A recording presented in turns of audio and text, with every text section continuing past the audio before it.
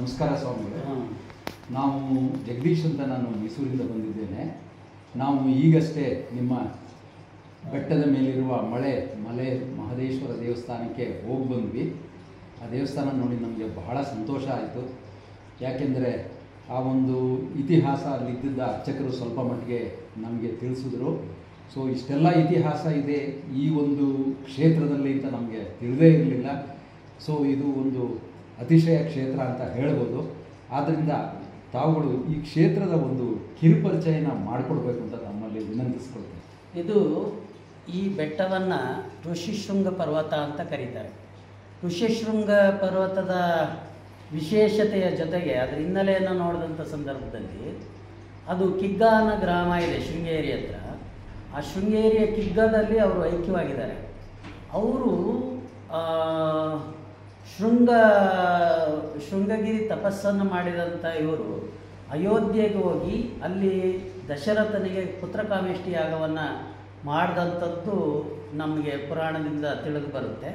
ಅದರ ನಂತರ ಅದರ ಪಕ್ಕದಲ್ಲಿ ಅಯೋಧ್ಯೆಯ ಪಕ್ಕದಲ್ಲಿರುವಂಥ ಅಂಗದೇಶವಾದಂತಹ ಅಂಗದೇಶಕ್ಕೆ ಈ ರೋಮಪಾದ ಅನ್ನೋ ರಾಜ ಇರ್ತಾರೆ.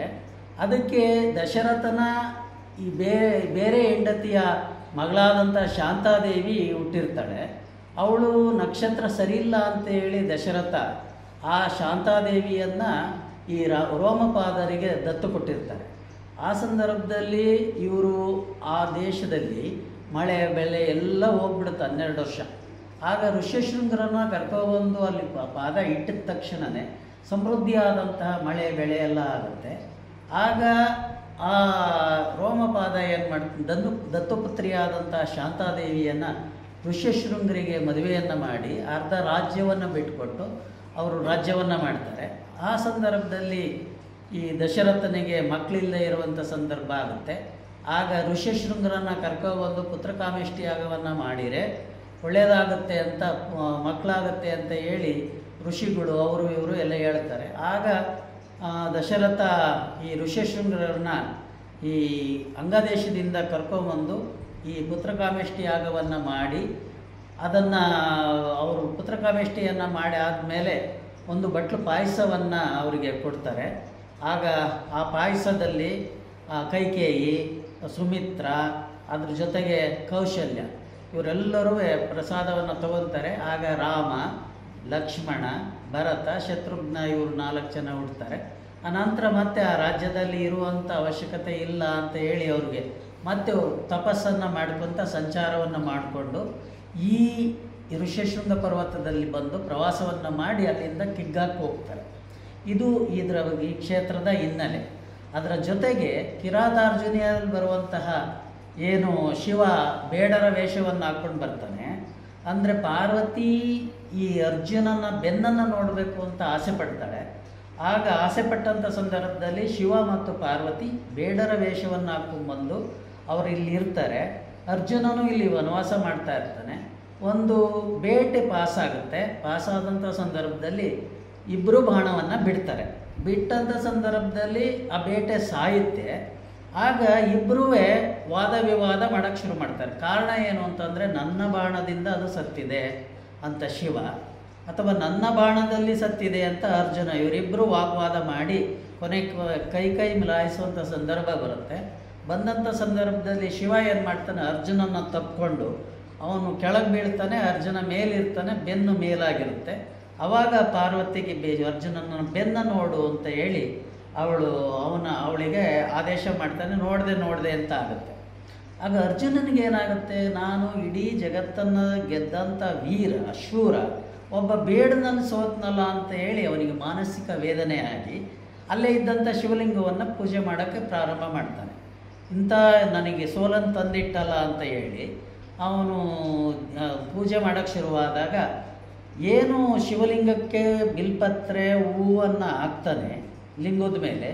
ಆದಮೇಲೆ ಹಾಕಿದ್ದೆಲ್ಲವೂ ಆ ಬೇಡನ ಕಾಲ್ ಮೇಲೆ ಹೋಗಿ ಬೀಳ್ತಾ ಇರುತ್ತೆ. ಅರ್ಜುನಿಗೆ ಆಶ್ಚರ್ಯ ಆಗುತ್ತೆ, ನಾನು ಪೂಜೆ ಮಾಡ್ತಾ ಇರೋದು ಲಿಂಗಕ್ಕೆ, ಆದರೆ ನಾನು ಪೂಜೆ ಮಾಡಿದಂಥ ಹೂಗಳೆಲ್ಲ ಬೇಡನ ಕಾಲ್ ಮೇಲೆ ಬೀಳ್ತಾ ಇದೆಯಲ್ಲ ಅಂತ ಅಂದ್ಕೊಂಡು ನಿಜವಾಗಿ ನೀವು ಯಾರು ಅಂತ ಹೇಳಿ ಅರ್ಜುನ ಏನು ಮಾಡ್ತಾನೆ, ಆ ಬೇಡರನ್ನು ಪ್ರಶ್ನೆ ಮಾಡ್ತಾನೆ.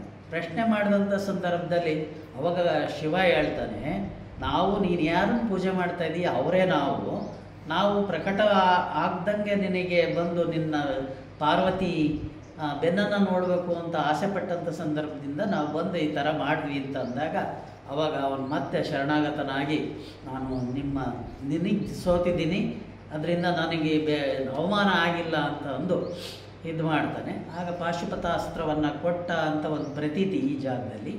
ಅದ್ರ ಜೊತೆಗೆ ಇನ್ನೊಂದು, ಆವಾಗ ಅರ್ಜುನ ಮತ್ತು ಶಿವ ಈ ಯುದ್ಧವನ್ನು ಯುದ್ಧ ಅಂದರೆ ಮಲ್ಲಯುದ್ಧ ಕೈ ಮಿಲಾಯಿಸಿದ್ರಿಂದ ಸಂದರ್ಭದಲ್ಲಿ ಬಾಯಾರಿಕೆ ಆಗುತ್ತೆ. ಆವಾಗ ಅರ್ಜುನ ಏನು ಮಾಡ್ತಾನೆ, ಆ ಬಿಲ್ಲನ್ನು ತಗೊಂಡು ಆ ಬಂಡೆಗೆ ಹೊಡಿತಾನೆ. ಬಂಡೆ ಸೀಳಿ, ಅಲ್ಲೇನು ನೀವು ಮೇಲೆ ನೀರು ಬೀಳ್ತಾ ಇದೆಯಲ್ಲ, ಆ ಬಂಡೆ ಸೀಳಿ ಅದು ನೀರು ಅಲ್ಲಿ ಬೀಳ್ತಾ ಇದೆ. ಅದು ಆ ಪಾಂಡವರ ಇದರಲ್ಲಿ ಬರುವಂಥ ಸನ್ನಿವೇಶ, ಅದೇ ನೀರಲ್ಲಿರುವಂಥದ್ದು. ಇನ್ನೊಂದು ಪ್ರತೀತಿ, ಶಿವನ ತಲೆ ಮೇಲೆ ಗಂಗೆ ಇದ್ದಾಳೆ ಅಂತ ಪ್ರತೀತಿ. ಹಾಗೆಯೇ ಆ ಬಂಡೆ ಮೇಲಿದೆ, ಅದರ ಕೆಳಗಡೆ ಶಿವಲಿಂಗ ಇದೆ, ಮತ್ತು ಅದೇನಿದೆ ಅದೆಲ್ಲ ಒಡಮೂಡಿರೋದು. ಈಗ ಯಾವುದು ನಾವು ಮಾಡಿದ್ದಲ್ಲ, ಒಂದು ಲಿಂಗವನ್ನು ಪ್ರತಿಷ್ಠಾಪನೆ ಮಾಡಿದ್ದೀವಿ ಆ ನೀರು ಬೀಳುವಂಥ ಸಂದರ್ಭದಲ್ಲಿ ಅಲ್ಲಿಗೆ. ಇನ್ನು ಉಳಿದಿದ್ದೆಲ್ಲ ಶಿವನ ವಿಗ್ರಹಗಳು ಅವೆಲ್ಲವೂ. ಮೂಲ ಮಾತ್ರ ಅದೇನಿದೆ ಆ ಕೊಳ, ಅದರ ಜೊತೆಗೆ ಏನು ಬಂಡೆ ಮೇಲೆ ಕೆಳಗಡೆ ಪಾದ ಇದೆ, ಮೇಲೆ ಅದು ಒಂದು ಶಿವನ ತಲೆ ಇದೆ, ಅದು ಮೂಲ ಯಾವಾಗಲೂ ಇರುವಂಥದ್ದು. ಇದು ಈ ಸ್ಥಳದ ಪೌರಾಣಿಕ ಹಿನ್ನೆಲೆ ಇರುವಂಥದ್ದು. ಈ ಕ್ಷೇತ್ರದ ಒಂದು ಅತಿಶಯ ಕ್ಷೇತ್ರದ ಪರಿಚಯ ಮಾಡಿಕೊಟ್ಟಿದ್ದೀರಾ. ಇದರಲ್ಲಿ ಇಷ್ಟೆಲ್ಲ ನಮಗೆ ಒಂದು ಇತಿಹಾಸ ಇದೆ ಅಂಥೇಳಿ ತಿಳಿದು ಬಂದಿದ್ದು ಭಾಳ ಸಂತೋಷವಾಗಿದೆ. ನನಗನ್ಸುತ್ತೆ ಇದನ್ನು ನಾವು ನಮ್ಮ ಸಾರ್ವಜನಿಕರಿಗೆ, ಜನರಿಗೆ ಹೆಚ್ಚಿನ ಪರಿಚಯ ಮಾಡಿಕೊಡ್ಬೇಕು. ಯಾಕೆಂದರೆ ಹೆಚ್ಚಿನ ನಮ್ಮ ಇವರು ವಿಸಿಟರ್ಸ್ ಅಂತ ಏನು ಹೇಳ್ತೀವೋ ಅವರ ಹಾಸನದಿಂದ ಹಳೇಬೀರಿಗೆ ನೇರವಾಗಿ ಹೋಗ್ತಾರೆ. ಆದರೆ ಮಾರ್ಗ ಮಧ್ಯದಲ್ಲಿ ಇಂತಹ ಒಂದು ಪುಣ್ಯಕ್ಷೇತ್ರ ಅಂತಿದೆ ಅಂತ ಅವ್ರಿಗೆ ಎಷ್ಟೋ ಜನಕ್ಕೆ ಗೊತ್ತಿಲ್ಲ. ಒಂದು ಸಲ ಗೊತ್ತಾದರೆ ಎಲ್ಲರೂ ಭೇಟಿ ನೀಡಲಿಕ್ಕೆ ಅವಕಾಶವಾಗುತ್ತೆ.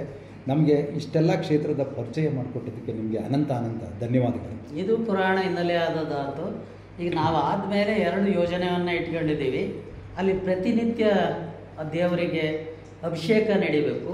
ಅದರ ಜೊತೆಗೆ ಅಲ್ಲಿ ವಿಶೇಷವಾಗಿ ಸಂಕಲ್ಪ ಪೂಜೆಗಳು, ಅಷ್ಟೋತ್ತರ ಪೂಜೆಗಳು, ಉಪಚಾರ ಪೂಜೆಗಳು ಆಗಬೇಕು ಅಂತ ಆಸೆ ಪಟ್ಟಿದ್ದೀವಿ. ಆ ನಿಟ್ಟಿನಲ್ಲಿ ನಾವು ಗಮನ ಹರಿಸ್ತಾ ಇದ್ದೀವಿ. ಅದ್ರ ಜೊತೆಗೆ ಬಂದಂಥ ಭಕ್ತಾದಿಗಳಿಗೆ ಇಲ್ಲಿ ಅನ್ನ ಪ್ರಸಾದವನ್ನು ಮಾಡಬೇಕು ಅಂತ ಸಣ್ಣ ಪ್ರಮಾಣದಲ್ಲಿ ಪ್ರಾರಂಭ ಮಾಡಿದ್ದೀವಿ. ಅದು ದೊಡ್ಡ ಪ್ರಮಾಣದಲ್ಲಿ ಮಾಡಬೇಕು. ಬಂದಂಥ ಜನಗಳು ಹೃದಯ ಪೂಜೆ ಮಾಡಿದ್ದಕ್ಕೆ ಹೃದಯ ತುಂಬಬೇಕು, ಊಟ ಮಾಡಿದ್ದಕ್ಕೆ ಹೊಟ್ಟೆ ತುಂಬಬೇಕು. ಇವೆರಡೂ ಆದರೆ ಶಾಂತವಾದದ್ದು. ಮನಸ್ಸೊಂದು ತೃಪ್ತಿ ಆದರೆ, ದೇಹ ಒಂದು ತೃಪ್ತಿ ಆದರೆ ಅದಕ್ಕಿಂತ ತೃಪ್ತಿ ಇನ್ನೊಂದೇನಿಲ್ಲ. ಆ ನಿಟ್ಟಿನಲ್ಲಿ ಯೋಜನೆ ಹಾಕ್ಕೊಳ್ತಾ ಇದ್ದೀವಿ. ಅದಕ್ಕೆ ಎಲ್ಲರೂ ಸಾರ್ವಜನಿಕರಿಂದ ನಾವು ನಿಮ್ಮ ಬೆಂಬಲ ಅಂತ ಅಂದರೆ ಇದು ಆರ್ಥಿಕವಾಗಿ ಇದಕ್ಕೇನು ಇದಿಲ್ಲ, ಸೋರ್ಸ್ ಇಲ್ಲ. ಅದನ್ನು ನಾವು ಇದನ್ನು ಮಾಡಿದರೆ ಇನ್ನೂ ವಿಶೇಷವಾಗಿ ಅನ್ನದಾನ ಮಾಡೋದಕ್ಕೆ ಸಾಧ್ಯ ಆಗುತ್ತೆ ಅಂತ ಹೇಳಿ ನಮ್ಮ ನೋಡುವಂಥ ಇವರಿಗೆ ಅದು ಗಮನಕ್ಕೆ ತರ್ತಾ ನಿಮ್ಮೆಲ್ಲರ ಸಹಕಾರವನ್ನು ನಾವು ನಿಮ್ಮಲ್ಲಿ ಕೇಳ್ಕೊಳ್ತೀವಿ. ಧನ್ಯವಾದಗಳು ಸ್ವಾಮೀಜಿ.